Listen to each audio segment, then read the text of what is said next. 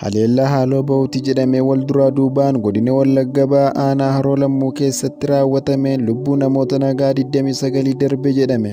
Jiraattonni ajjeechaa dhiyeenya kana humnoota mootummaatiin qondaala waraana bilisummaa Oromoo Shodee jedhamu irratti raawwatame jedhame waliin wal qabsiisu.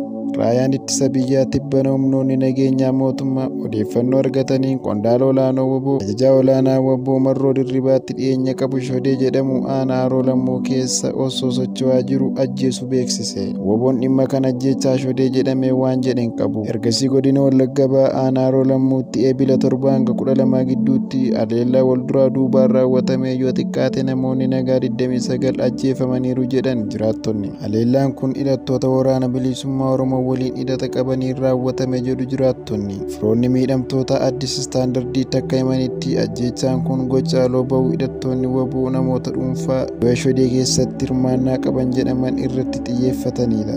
Jiraataan ganda Gorbaa Guddinaa tokko akka jedhetti hidhattoonni kunneen maatii tokko keessaa namoota 5 ukkaamsanii fudhatanii ajjeesan.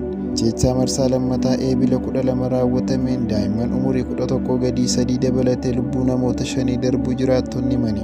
Waraanni bilisummaa Oromoo ajjeechaa kana ilaalchisee aangoodhuun kun qindaa'etti waan jedhen qabu.